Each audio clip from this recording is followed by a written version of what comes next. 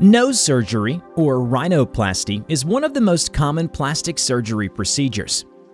This procedure can help the patient to correct a structural deformity or a functional problem such as reduce or increase the size of the nose, correct the asymmetry of the nostrils, straighten the curvature of the nasal bridge, lift the tip of the nose, change the angle between the nose and upper lip, correct a birth defect or injury, relieve respiratory problems due to deviated septum. People who wish to have this surgery must be over 15 years of age, since this procedure can only be performed after the nose has reached its full development. It is not advisable for pregnant or lactating women, nor for people with coagulation and cardiovascular problems. The surgical procedure can last from 2 to 4 hours approximately. For a correct evaluation of the patient, the nose will be photographed previous to the surgery in 8 different angles, and the appearance the nose will have after surgery will be shown in 3D. Before the open rhinoplasty, the surgeon will clean the area with an antiseptic solution to eliminate bacteria and prevent an infection of the surgical wound. After this, the anesthetic, which can be local or general, will be administered. If local anesthesia is chosen, the patient will be given a sedative by means of an injection into the nasal tissues, which will numb the nose and the surrounding areas. Here, the patient will remain awake but drowsy, with the help of a medicine that will be administered through an IV. If general anesthesia is chosen, it will be administered to the patient through an IV or via inhalation through the use of gases or vapors through a mask or breathing tube. To begin the procedure, the surgeon will make 2 small incisions. The first will be in the columella, which is the tissue located between the nostrils and the base of the nose. Here, with the help of a surgical retractor that serves to separate edges such as tissue, the specialist will access the inside of the nose to then make a second incision that will extend from the columella to the interior of each nostril.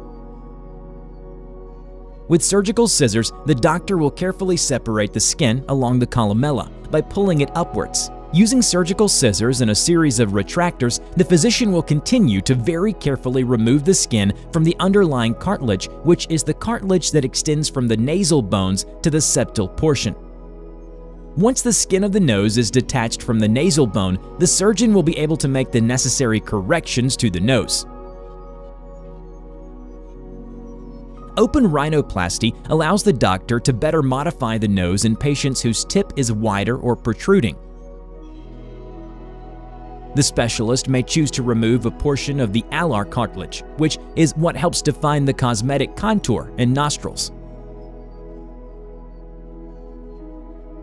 Likewise, the surgeon may choose to use sutures to direct or draw the alar cartilages inward in order to create a narrower tip or correct their position.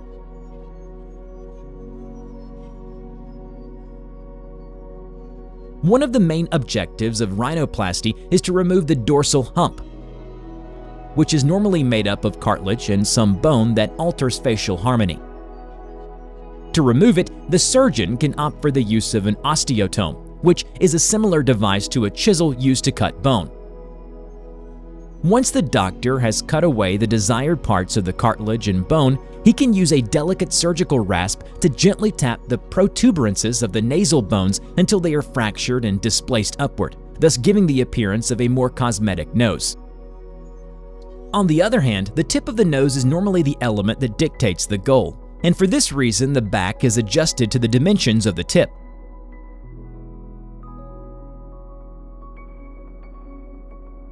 When the doctor has finished the nasal remodeling, the incisions inside the nose will normally be sutured with dissolvable sutures. That is, that the body is capable of absorbing without having to remove them.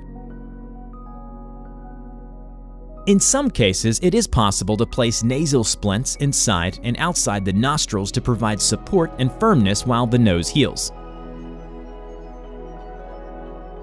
Bruises may appear on the face in the following days after the surgery. There can also be a presence of small hemorrhages, headaches, and perceiving a clogged nose. These side effects are not worrisome and will disappear as the days go by. The stitches, bandages, and nasal splints should remain on for 5 to 7 days, depending on the doctor's indications. As the days go by, the inflammation of the nose will decrease, and after 30 days, it will look more uniform aesthetically. However, it is possible that the final results of rhinoplasty will be reflected up to a year after the procedure.